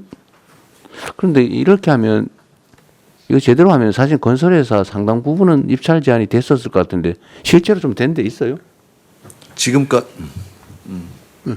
지금까지는 중대재해처벌법은 포함 안 돼 있어가지고 저희들이 지금 기재부에 건의해놓은 상황입니다. 네네. 아, 계획? 예, 중처법이 없습니다. 현재 반영이 안 돼서 반영을 하겠다는. 아, 하겠다고. 아, 지금 하고 있다는 게 아니고, 아. 현재는 향후 대책으로 상한법만 들어가 있습니다. 대책을 인원수로 했는데, 아, 이걸 중복성에 따라서 추가하겠다고 말이에요? 아닙니다. 현재는 산안법 위반만 들어가고 있는데 법을 고쳐서 중처법 위반도 추가를 하고. 산안법 위반은 결과와 관계없이. 네네. 그렇죠. 그러면 사망 사고가 발생을 하면. 네. 그렇죠. 그 기준을 만들어서 산업안전보건법 위반을 지금 사유로 했는데. 예, 현재는 있고요. 근데 지금 결과를 중처법 가지고 위반, 판단하자. 예, 예. 중처법 위반 사유도 추가하겠다는 내용. 좀 세게 하십시오. 예, 법대정 몇 번 막 걸리면 아예 그냥 정보 공사를 못하게. 예, 이거는 아예 자격이 제한되는 거예요. 그러니까 2년간은 뭐 아예 몇 번 2년 하는데 또 걸리고 그러면 아예 그냥 한 서너 번, 두세 번 걸리면 아예 못하게. 아, 예, 그것도 같이 검토하겠습니다. 아니, 제가 왜 이 얘기를 하냐면 지금 여기 발표가 이제 마지막이라 없는데 원래 그 규정을 위반하면 인허가를 취소 정지시키는 경우가 가끔 있잖아요. 네. 내가 알기로는 무슨 수도 요금 안 내고 뭐 이러면 건축허가 안 해주고 이런 게 있는데 그런 거 있잖아요. 예. 우리 이거 누가 담당하지? 그런 제도가 있는데 우리 법제처 잘 모르세요? 그런 거 있어요. 그러니까 뭐 어떤 걸 위반하면 인허가를 취소 또는 정지시키는 그런 제재가 있습니다. 그게 그래서 이런 중대 사고가 많이 나면 건설 면허를 가지고 사업을 하다가 중대 사고가 반복적으로 발생한다 그러면 영업 허가를 취소해 버리는 게 맞지 않나 싶어요. 자격 없는 거 아닌가요? 대통령 정책시장입니다. 네. 모든 행정법의 인가와 이제 취소 요건에 보면 전부 이제 사유가 있는데 사유 중에서 아마 이제 여기에 이제 얼마나 중하게 들어가 있냐 이 차이인 것 같은데요. 관련 법들이 모든 부처에 걸쳐 있습니다. 그래서 한번 그렇죠. 예. 저희가 법제처로 상의를 해서 현행 우리 그 인허가 제도에서 제재 사유에서 중대재해가 어느 정도 돼 있는지 뭐 경중이 제가 볼 때는 중하게 안 돼 있을 것 같은데요. 중하게 해서 조정하는 방안을 전부처가 한번 검토를 하겠습니다. 그러니까 입찰 제한도 제한인데 예를 들면 건설 면허를 받아가지고 건설 공사를 하다가 아예 안전시설 조치 의무를 하나도 안 해가지고 정말 뭐 매년 막 사람이 죽어나간다. 이거 건설 못하게 해야 되는 거 아닙니까? 이런 경우라면? 그럼 이런 경우에는 인허가를 아예 일정 정도는 정지, 일정 정도 반복되면 취소, 건설 면허를 취소한다든지 건설 면허를 그걸 한번 도입을 해보는 것도 어떨까 싶습니다. 일단 현황 파악을 하겠습니다. 네네. 그래서 제재를 아예 계약을 못하는 정도를 넘어서 더 심하면 아예 인허가 면허를 통째로 취소 정지시키는 것도 검토하시죠. 네, 검토하겠습니다. 네. 아, 네네, 말씀하십시오. 이게 입찰 제한이라든가 하게 되면요 거의 100% 효력 집행정지 가처분 신청하고 법원에서 많이 받아집니다. 그리고 실제로 많은 조달청에서 입찰 제한을 하게 되면은 대기업 같은 경우는 로펌 선임해 갖고 효력 집행정지 가처분 받으더라도 그냥 해버리는 경우가 많습니다. 그래도 결국은 결론이 나면 판결이 나면 그때부터 정지될 거 아니에요. 예, 근데 그게 뭐 다른 어떤 수단이 있어서 그런지 뭐 계속 또 뭐 안 할 수는 많습니다. 없겠죠. 예. 근데 그것도 비용이니까. 다른 어떤 제재들 뭐 점수를 줄이든지 해서 네. 거의 다 그 효력 집행정지 가처분이 받아지니까 이게. 그것도 감안해서 검토를 하면 하죠. 어쨌든 뭐 제재를 당하는 입장은 그걸 포기할 수는 없을 테니까. 네. 그리고 다른 부처들 의견 있으면 말씀을 좀 하시죠. 누구 할까요? 네, 행안부. 네, 행안부 말씀드리겠습니다. 대통령님 아까 말씀 주신 것처럼 경찰청에서도 산재 전담 수사 인력을 확보해서 이 산재 관련 수사에 차질이 없도록 하겠다는 말씀드리고요. 행안부는 재난과 안전관리를 총괄하는 부처이기 때문에 이 기업 내에서 벌어지고 있는 산재도 경우에 따라서 화학 사고라든가 또는 화재 사고 또 공사장에서의 대형 붕괴 사고라든가 이런 것들이 사회 재난으로 이 그 대형화될 수 있다라고 하는 것을 염두에 두면서 이 범정부 차원에서 이 중앙재난안전대책본부를 가동 할 수 있는 그런 준비를 하고 있습니다. 그래서 노동안전 종합대책에게도 참여를 하고 있는데요. 그래서 그 행안부가 이 소관하고 있는 기업재해 경감법은 기업 내 재해를 줄이기 위한 이 법입니다. 그래서 기업 내에 재난 사고를 예방 대비 또 대응 복구하는 체계를 구축하도록 지원을 하고 있습니다. 아까 이제 이 금융위에서도 그렇고요, 또 공정위 또 조달청에서도 여러 가지 이제 이 중대재해를 일으킨 기업들에 대한 이제 불이익에 관한 말씀도 계셨는데요. 이렇게 이제 기업재해 경감법에서는 재해의 그 경감 활동 우수 기업을 지정해서 관리를 하고 있습니다. 그래서 재해 경감 활동을 잘 하고 있는, 그래서 이 ESG 평가를 잘 받는 기업에 대해서는 조달 가점이라든가 보험료 할인, 뭐 대출 금리 인하라든가 이런 그 인센티브 대책도 함께 마련해 주시면 기업의 안전 활동 대책을 독려하는 데 도움이 될 것 같다는 보고 말씀드립니다. 아까 말씀하신 것 중에 하여튼 경찰이 이 문제에 대해서는 좀 전문 전담 수사 조직을 만들어서 전담 수사 인력을 만들어서요. 네, 1차적으로는 근로감독관들이 판단을 해서 넘겨오는데요. 거기에 대한 법률적 대처 바로 이루어질 수 있습니다. 근로감독관을 한 다음에 경찰이 수사를 그 다음 단계에 시작해요? 그 동시에 하잖아요? 동시에 들어가고 있습니다. 동시에 해야죠. 네. 알겠습니다. 또 다른 부처. 예, 대통령 해양수산부도 그 선원의 안전 사고들이 있습니다. 그렇군요. 예, 선원들 같은 경우는 이제 작업 환경이 거칠죠. 예를 들면 태풍이나 파도와 맞서 싸워야 되고, 그다음에 특히 이제 연근의 어선들의 경우에는 이제 선박이 상황은 좀 그리고 요약해서. 그래서 이 육상산업계 같은 경우는 이제 산업안전보건법 또 산업안전공단이 있어가지고 체계가 잡혀 있는데 마침 그 해상산업계는 이런 것이 없었는데 올 1월부터 그 어선안전조업법이라고 이것이 이제 시행이 됐습니다. 그래서 이 부분에 안전조치 미이행에 대한 처벌 규정이 들어가 있는데 이것을 좀 철저하게 좀 관리 감독을 해서 안전사고가 생기지 않도록 최선을 다하도록 하겠습니다. 네. 노동부 장관님, 지금 산업안전보건법에 각종 이렇게 무슨 의무조항을 쭉 만들어서 지금 사업자가 지켜야 될 뭐 사항인가 쭉 있잖아요. 네네. 그것도 필요한 걸 계속 보완해 나가고 있겠죠. 네, 그렇습니다. 그런데 그걸 어길 경우에 대한 제재가 어느 정도예요? 제재가 예를 들면 뭐 있어요? 형사처벌, 산업안전조치 의무를 평소에 안 했다. 예를 들면 어디 건설 현장에 갔더니 추락 방지 시설을 하게 됐는데 안 하고 일 시키고 있더라. 라고 하면 제재가 어느 정도입니까? 과징금이 있을 수 있고. 아니 현재 제재가 어떠나요? 현재 제재 제가 모르겠습니다. 네, 파악해 보겠습니다. 누가 지금 시간 될 때 좀 찾아봐 주시고 법제처장이 좀 찾아주시고 지금 전화기를 다 뺐겠죠. 네. 나중에 그러면 한번 확인해 보겠습니다. 산안법에 위반했을 때 어느 정도 제재인지 제재가 어느 정도냐. 파악해서 보고 누가 좀 나가서 확인 좀 해봐 주세요. 그래도 시간이 좀 있으니까. 근데 일단 한 가지 참고로 말씀드린다면 여러 가지 좀 제재 조치가 있을 수 있을 것 같은데 아까 그 대통령님 말씀하신 것도 그렇고 그 갑부 장관님 말씀하신 것도 그렇고 사실은 그 예방을 강화한다는 측면에 있어서는 물론 이제 사고 발생 후의 예방이긴 하지만은 저희가 보기에 가장 실효적인 방법은 작업 중지 명령입니다. 작업 중지 명령을 내려놓고 위험 요소가 완전히 제거됐을 때 작업을 재개할 수 있다 그러면은 일단 사고 발생 후이긴 하지만은 가장 효과적으로 뭐 예방 활동을 할 수 있는 방법 중 하나라고 막 생각합니다. 그는 하면 좋을 텐데. 근데 그거는 걸려서 작업 준비 명령하면 그때 걸려도 그때 걸릴 때 하면 되는 거니까.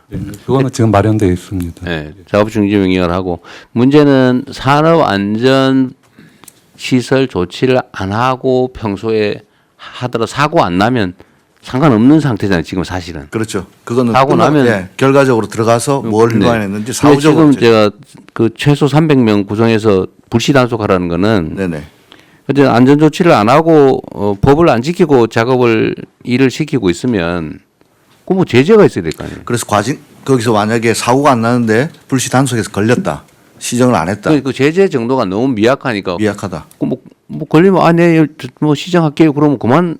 지금도 제가 보니 노동부 장관님 가셔가지고 단속을 하더라도 고칠게요. 그러면 아마 그냥 오고 있을 거예요. 아니요, 거기서 바로 시정지시서를 내립니다. 그냥 해봐야 그냥 시정하면 되잖아요. 시정하면 되잖아요, 그냥. 아무런 불이익이 없잖아요. 그래서 이것도 사실은 스티커 발부하듯이 바로바로 현장에서 그 정도가 좀 안 된다는 거죠. 뭐 실질적인 제재가 없는데. 그러니까 이건 일종의 유예 기간 정도를 두고 네. 이게 앞으로 안 하고 하면 일정 기간까지는 우리가 계도하는데 그 기간이 지나면 나중에 걸리면 최대로 제재한다 하고 실제로 제재를 해야죠. 그래서 그 피해 정도가 커야 제대로 지킬 거예요. 그래서 지금 지키는 사람은 이익, 손해, 안 지키는 사람은 이익 이렇게 되잖아요. 그러니까 그 제재 정도 지금 누가 확인해 봤나요? 확인 좀 해달라니까 아무도 안 나갔어요? 네. 그래서 법전도는 앞으로 좀 갖다 놓도록 하십시오. 나 좀 찾아보게.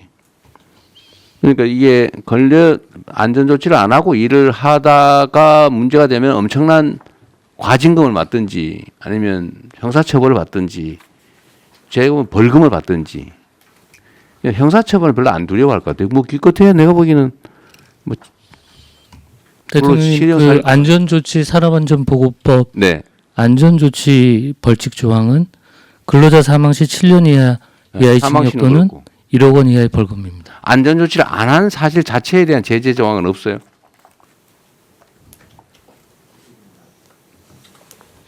사고 났을 때는 그렇고 그거는 뭐 안전조치를 해야 한다. 그런데 그걸 안 하면 어떻게 한다는 제재 조항이 없어요 아예.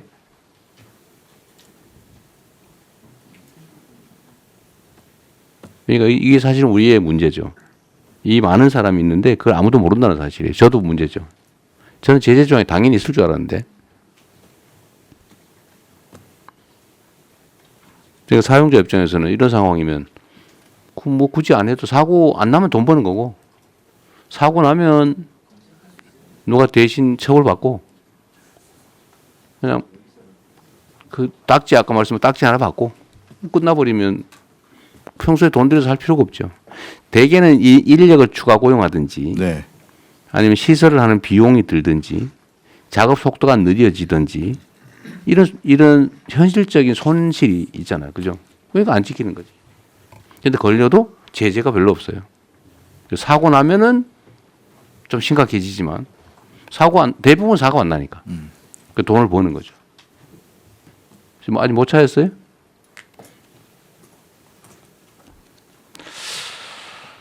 그러면은 좀 찾아보기로 하고 그것도 노동부 장관께서 예. 안전 조치를 평소에 안 하는 것에 대한 제재를 어떻게 할 것인지, 네네. 얼마나 강화할 건지, 네. 그 형사처벌은 별로 의미가 없을 것 같아요. 네. 그걸 가지고 징역 살 수도 없고 네. 사고도 안 나는데 결국은 과징금을 하든지 벌금을 고액을 하든지 경제적 제재 방법을 제재를 그거로 인해서 얻을 수 있는 경제적 이익의 몇 배를 물리는 뭐 이런 게 있을 것 같아요. 네. 그걸 연구해 봅시다. 알겠습니다. 네, 그건 확인되는 대로 알려주세요, 누가. 네. 네, 누가 말씀하십시오. 네. 공개적으로 말씀하십시오. 네. 또, 자, 그러면 더 없으면 제가 잠깐 네. 말씀. 네, 간단하게 말씀하시죠. 네. 인사혁신처장 최동석입니다. 요새 유명해지고 있어서 대단히 죄송스럽습니다. 이런 마이크로한 제재, 마이크로한 규정들을 만들어서 산재를 예방하고 중대재해를 예방하는 방식은 절대적으로 필요합니다. 제가 보기에는. 그런데 그것이 필요하지만 그것으로 충분하지 않다는 생각을 늘 가지고 있습니다. 뭘 해야 되냐 하면 인간의 존엄성은 건드릴 수 없다는 이 철학적 배경이 없이는 이 규정만 가지고는 이 문제를 근본적으로 해결할 수 없다는 생각입니다. 왜 그러냐 하면 네, 그건 충분히 이해하겠고요. 네. 아주 결론만 요지를 말씀해 보시죠. 예, 그 필요성은 누구나 공감할 테니까요. 그러니까 정신과 육체를 건드릴 수 없도록 하는 교육이 필요하다는 겁니다.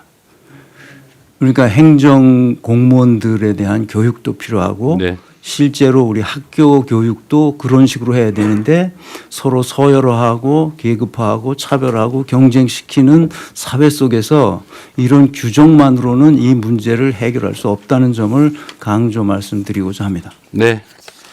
나 또. 마지막으로 네. 네. 중기부입니다. 그 지금 말씀 주신 거 보고요. 저희가 준비했던 건 3가지인데 상습적 중기부가 준비한 게 있었어요? 자료가 없는. 아니요.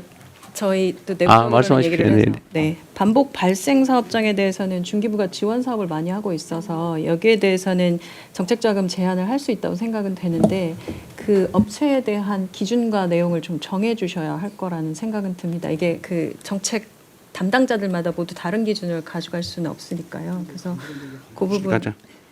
그 부분이 하나 준비되면 저희도 반영하는 부분이 있을 것 같고 또 하나는 1년에 6만 명 정도씩 중소기업 CEO들 교육을 한다고 합니다. 여기서 이루어지는 산업 안전 예방 관련된 부분의 교육 내용들을 한번 보고 어느 수준까지 교육하고 해야 되는 네. 인식 제고 부분에 대한 부분도 같이 보고 산업 안전에 관한 교육, 뭐 우체동석 처장께서 말씀하신 거와 좀 관련성이 있을 텐데. 예, 건설현장을 또 걸리면 그냥 시간 안 한 거 걸리면 한 5만 원 정도. 과태료 5만 원. 최대가 내서 최대 5천만. 성면 처리를 안 했을 때 성면은 되게 좀 크지 않습니까? 얘네가 아예 지킬 필요가 없는 거죠. 이거 5천만 원까지인데 5만 원에서 5천만 원까지 다양합니다. 근데 또 최소 5만 원. 이거를 사실 이런 걸 고쳐야 됩니다.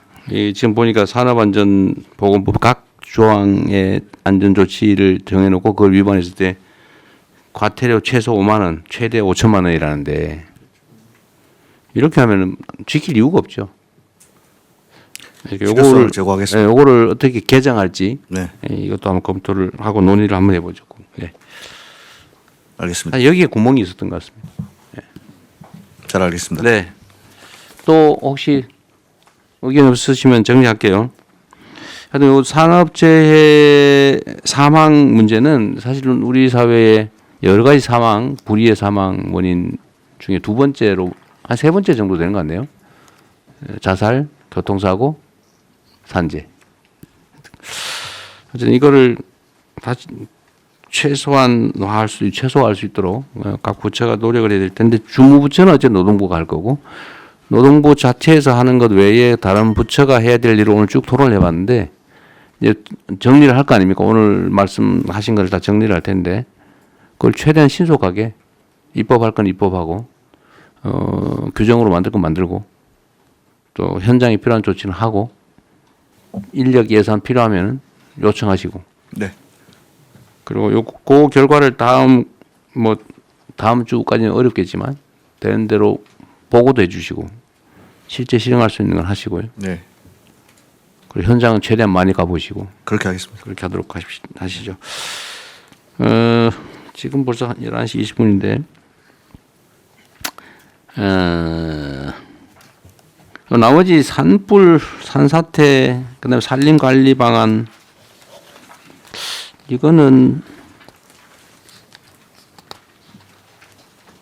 사실 논쟁이 되게 많은 사안이에요. 그죠? 저는 지금 온갖 얘기를 다 듣고 있는데 왜 30년 된 나무를 베가지고 새로운 묘목을 심냐. 저번에도 한번 제가 여쭤봤는데 그게 탄소 발생을 줄이는 효과가 있다는데 저는 아직 여전히 상식적으로 납득이 잘 안 되고요.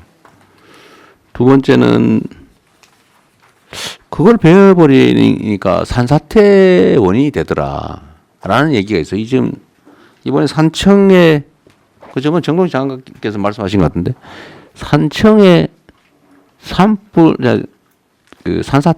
산사태의 원인이 예정돼 있었다. 근데 그게 왜 이유가 뭐냐? 제가 들은 바로는 그게 한 20년 전쯤에 벌목을 했던 지역이라 그래요. 그러니까 오래전에 벌목을 하면 일정 기간 동안 계속 산사태 위험이 커진다. 장관님이 들으신 거는 뭐였어요? 왜 산사태 지역이라고 예정했다? 혹시 아세요? 예. 그러니까 왜 산사태 위험 지역으로 분류돼 있었는지? 산사태 취약 지역이 있고요. 예. 그거는 뭐 우리 산림청에서 기준을 가지고 정하는데요. 근데 왜 그런지 예. 혹시 아세요? 그러니까 지금 한건부터 비공개로. 잠깐 놔둬. 대통령께서 방문한 산청의 불이 저도 그 현장에 갔는데 아니, 작년 원인이 뭐라고 5월에 그러던가요? 20년 전에 벌목한 거 맞고요. 작년 5월 달에 경상남도가 행정안전부에다가 산사태 취약 지역으로 산청군 내에 5개소를 보고했습니다. 근데 이게 비공개 처리됐습니다. 그 동네 주민들은 여기가 산사태 취약 지역인지를 잘 모릅니다. 그러니까 이거 정보 공개만 되고 가령 폭우가 예고됐을 때 주민들에게 경고를 했다면 충분히 사망사고 네. 이 자리에서만 3사람이 죽었거든요. 일단 논점은 이제 그건 아니고요. 하여튼 그 지적은 맞고요. 그런데 여기가 왜 산사태 위험 지역이었냐에 대해서 제가 받은 어떤 정부 입장과 완전히 반대쪽인 사람이에요. 그분이 저한테 하는 얘기는 이게 오래전에 벌목을 했던 지역이기 때문이다. 이렇게 주장을 하더라고요. 맞는지 잘 모르겠어요. 근데 그게 외형상으로는 산림이 멀쩡하더라는 거예요. 저도 와보니까 멀쩡하더라고요, 산림이. 한 20년 동안 다시 자랐으니까. 근데 그게 맞는지, 그러니까 함부로 벌목을 한 게 과연 맞냐? 종합적으로 봤을 때. 종합적으로 말씀드리면 아니, 잠깐만. 그런 문제가 하나 있다. 그러니까 벌목을 지금 국가 사업으로 지금 하고 있는데 경제성은 거의 없다. 그 해봐야 비용조차도 잘 안 나온다. 그죠? 그리고 새로 나무 심는 데는 엄청난 예산이 들어간다. 근데 그 결과는 산사태 위험을 증대시킨다. 근데 과연 탄소 포집 효과가 진짜 크냐? 이 논쟁이 있는 것 같아요. 그 하나하고 두 번째는 산에 임도 내는 거 있잖아요. 임도를 내는데 그 임도를 내는 게 필요하다. 그래서 사실 예산이 꽤 들어가는 것 같아요. 근데 또 반대쪽에서 뭐라고 하냐면 그 산사태의 원인이고 산림 훼손되는 거지. 그게 산림 관리에 뭔 도움이 되냐. 우리나라 산림이 경제림도 아닌데 꼭 나무 베어서 해봐야 비용 겨우 넘을 정도밖에 안 되는데 거기다 왜 임도를 낸다면서 공사해서 비용 들이고 산사태 위험을 초래하냐. 그러니까 일본에서는 또 그거 해놓으면 산불 진화에 도움이 됩니다. 이렇게 얘기하더라고요. 근데 저는 그거는 말이 안 된다고 생각해요. 산불 진압을 위해서 임도를 만든다고요? 그걸 뭐 차라리 그걸로 헬기를 몇 대 더 사고 차라리 사람 고용해가지고 맨날 지키고 있는 게 더 싸지. 라는 생각이 들더라고요. 그래서 그런 쟁점들을 제가 공개적으로 좀 저도 모르겠어요. 하도 이 얘기를 많이 들어가지고 이쪽에서 들으면 이 얘기 같고 저쪽에서 들으면 이 얘기 같고 지금 당장 내년에 산림 관련 예산을 지금 편성을 해야 되는데 임도를 내거나 아니면 벌목을 하고 새로 나무를 심는 이 사업을 계속 해야 되는 건지 이게 예산 낭비가 아닐까 하는 걱정도 되고 근데 또 관계 당국 얘기를 좀 해야 된다 그러고 그래서 일단 이 논의를 좀 진지하게 전문적으로 제대로 해보면 좋겠다. 물론 한 결과가 그렇다는 거죠. 근데 왜 이런 반론이 있는지 모르겠어요. 한번 간략하게 한번 말씀. 굉장히 오래된 논쟁입니다. 그래서 저도 대통령님과 똑같은 네. 지금 혼란에 빠져 있는데 이쪽 이야기를 들으면 이게 일리가 있고 이쪽 이야기를 들으면 일리가 있습니다. 그래서 저희가 좀 반대쪽의 논리들을 좀 네. 다 같이 모셔놓고 좀 이야기를 들어보는 해봤어요. 아직 못했습니다. 그래서 하려고 하는데요. 일단은 저희가 지금 있는 자료들만 가지고 팩트 체크는 한번 해봤거든요. 그러니까 오늘 자료를 일단 만들어 오셨는데 네. 이걸 오늘 이렇게 하기보다는 예. 좀 그걸 진짜 심도 있게 예. 양쪽의 뭔가 이야기를 들어보고 예, 한번 들어보고 예. 또 예를 들면 이런 것도 있더라고요. 우리는 나무를 심을 때 주로 침엽수를 심는다. 네. 근데 화렵수가 더 강하다. 화재에 강하다. 맞습니다. 그 경제성도 굳이 침엽수가 낮다고 보기 어렵다. 예. 그럼 왜 침엽수를 심냐? 예. 화렵수를 심든지 자연적으로 예. 놔둬야지라는 주장도 있더라고요. 맞습니다. 근데 이 21세기 과학 문명 시대에 예. 저는 아직도 이런 거를 논쟁을 하고 있다는 게 이해가 잘 안 돼요. 이게 왜 과학적으로 결론이 안 나는지. 예. 그래서 이게 대통령님 네. 중요한 이제 논쟁 중에 핵심은 뭐냐면요. 우리 산림이 630만 헥타인데요. 그 중에 66%가 사유림이라는 데 있습니다. 네. 사유림을 경영하는 분 입장에서는 벌목이 네. 수확을 하는 겁니다. 3, 40년 동안 키운 나무를 수확을 하는 게 벌목행위거든요. 수확을 하는데 남는 게 없다면서요. 근데 벌목인데 이게 환경을 강하게 생각하시는 분들 입장에선 파괴로 보이는 겁니다. 환경 파괴로 보입니다. 그러니까 깊은 그게 내가 생각도 거기에서 차이가 좀 헥타르당 100만 원밖에 안 남다든가. 그 비용은 단지 이제 그 나무 가격 요건데요. 그 나무가 30년 커는 동안 예를 들면 탄소 포집도 하고 우리 여러 가지 효과를 내지 않습니까? 하여튼 그것도 그 얘기를- 계산이 되지 않는 거고요. 그러니까요. 예. 그게 오늘은 너무 많은 분이 계시고 또 예. 의견을 해야 될 것도 있는데 이게 지금 장님 코끼리 만지기 하면 안 되잖아요. 네, 이거 시간 맞습니다. 아까우니까. 예. 이게 전에 제가 이 논쟁 주제를 준비하라고 한 거는 예. 좀 정리를 한 다음에 알겠습니다.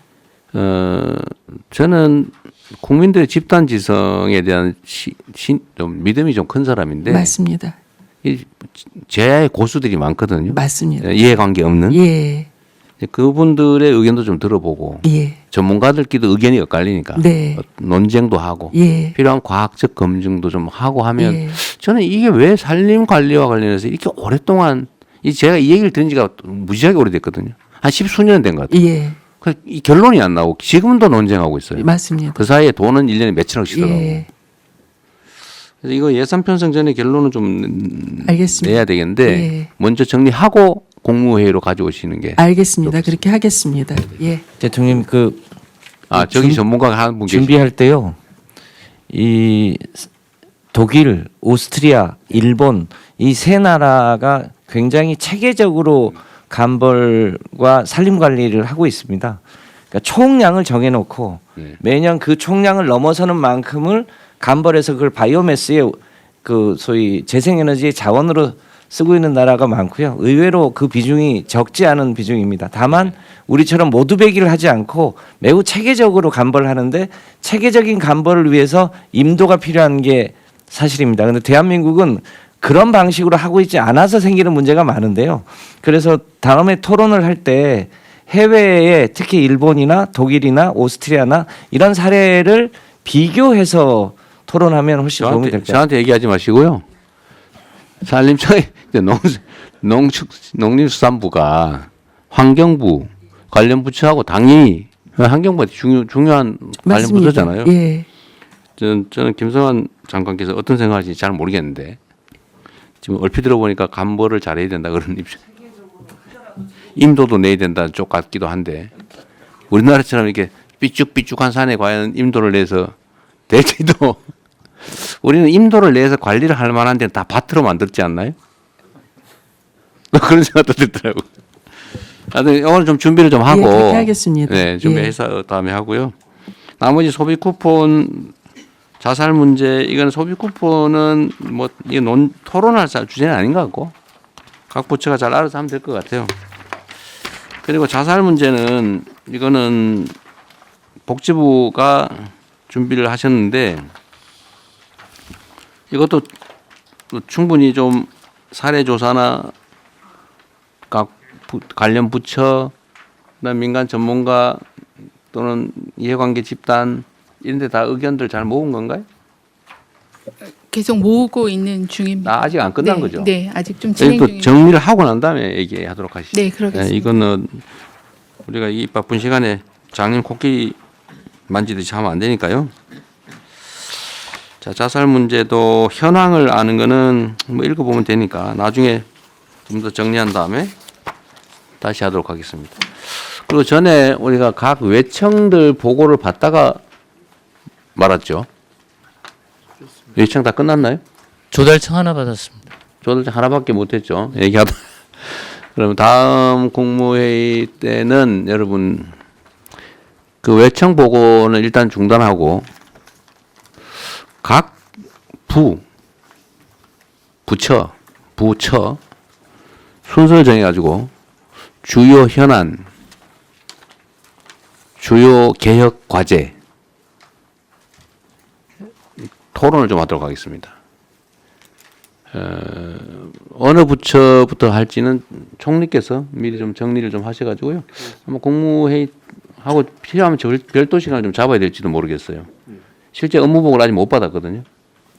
각 부처 업무 보고를 받아야 되니까. 대통령 부처 업무 보고는 이제 부처별로 2개씩 돼 있는데요. 2개씩이요? 그걸 그런데 이제 그 형식은 사실 부처가 대통령한테 보고하는 형식이 있어서 지금 말씀하신 취지는 부처 업무 보고도 있지만 또 같이 토론도 하시다는 그런 취지여서 네, 그렇습니다. 예, 국무회의 또 토론 이 시간과 부처 단독 업무 보고 형식하고 상의해서요 보고 드리겠습니다. 예. 근데 저는 지금 각 부처들이 너무 칸막이가 돼 있어가지고 저는 이제 사례들 한두 가지 말씀드렸습니다만 좀 직접 관련이 없어 보이도 다른 부처들이 그 얘기를 같이 나누는 게 중요할 것 같아요. 뭐 시간 낭비처럼 느껴질지 혹시 모르는데 그래도 한 번은 스크린하고 각 부처들이 다른 부처에 이런 주요 현안이 있구나.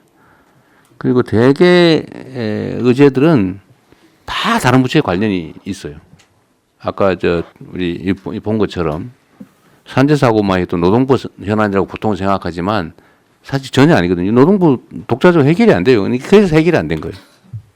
전 부처가 나서가지고 관계된 것들 다 해야 되기 때문에 그 세부적인 무슨 통계 자료니 이런 거는 그냥 보고할 때 서류로 대충 하면 되고 주요 현안, 예, 각 부처의 개혁 과제 이거는 같이 공유를 좀 해야 될 것 같아서 예, 그걸 국무회의에서 하고 그 중에 보완이 필요하거나 뭐 각 부처만 해야 될 게 있으면 따로 떼고. 알겠습니다. 예. 아니면 부처를 한 그룹핑을 서너 부처로 묶어서 같이 그래 할 하는 사안들은 것도 그렇게 하고. 그것도 하나의 방법입니다. 부처는 따로 할 건 따로 하고. 예. 관련 부처 몇 군데만 할 건 몇 군데로 하고. 예. 같이 공유해도 괜찮은 거는 국무회의 할 때 그냥 신속하게 쭉 한번 훑어보고 나가게. 방식을 2개를 검토해서 보고 드린다. 단계별로 하죠. 예. 다음부터 하고 필요한 국무회의를 일주일에 한 번이라도 몇 번 더 할 수도 있습니다. 업무 파악을 좀 빨리 해야 되기 때문에요. 다음 주 화요일부터는 끝나시면 좀 몇 부처부터 하루에 한 2개 부처 정도. 대통령 비서실장입니다. 그 안을 준비해 놓은 게 있어서요. 네. 예, 보고를 추후에 드리고 네. 논의를 국무총리님하고 하도록 하겠습니다. 알겠습니다. 이제 이거 한 의결을 해야 되니까 회의는 비공개로 바꾸고 회의를 진행을 하도록 하시죠. 네. 네.